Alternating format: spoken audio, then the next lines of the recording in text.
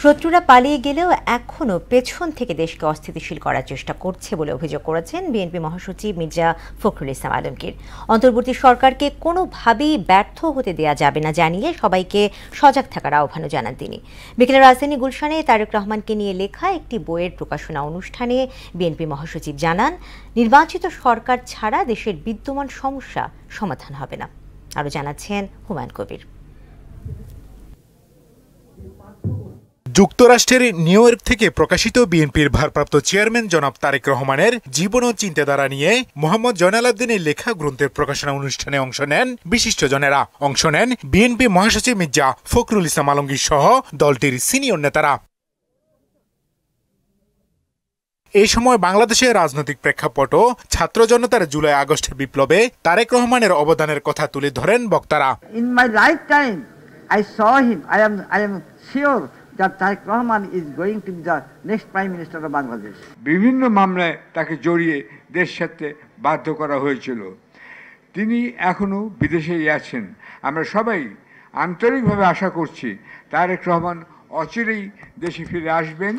আজকে এই দেশে যে অন্যায় অবিচার হচ্ছে, তারেক রহমান লন্ডন থেকেই পরিচালনা করছেন।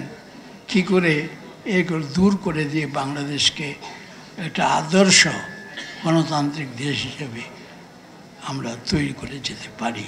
প্রধান অতিথির বক্তব্যে জিয়া পরিবারের উপর আওয়ামী লীগ সরকারের নিপীড়ন নির্যাতনের চিত্র তুলে ধরেন বিএনপি মহাসচিব। একটা পরিবারের উপরে কি পরিমাণ অত্যাচার নির্যাতন হতে পারে, একটা ইয়াং সম্ভাবনাময় নেতা, তার উপরে কিভাবে নির্যাতন হতে পারে, তা এই জিয়া পরিবারকে এবং তারেক রহমান সাহেবকে না দেখলে আমরা বুঝতে পারবো না। এ সময় মির্জা ফখরুল অভিযোগ করেন, পালিয়ে যাওয়া শত্রুরা এখনো দেশকে অস্থির করার চেষ্টা চালাচ্ছে। শত্রুরা যারা সামনে থেকে চলে গেছে, কিছু পেছনে থেকে তারা এই দেশকে আবার অস্থির করে তুলছে। এখানে আমাদেরকে অত্যন্ত সজাগ থাকতে হবে। আজকে এই সরকারকে আমাদেরকে সহযোগিতা করতে হবে, কারণ এই সরকার ফেল করলে আমরা অভ্যুত্থান ফেল করে যাবে, বিপ্লব ফেল করে যাবে এবং আমরা আবার সেই অন্ধকারে চলে যাব।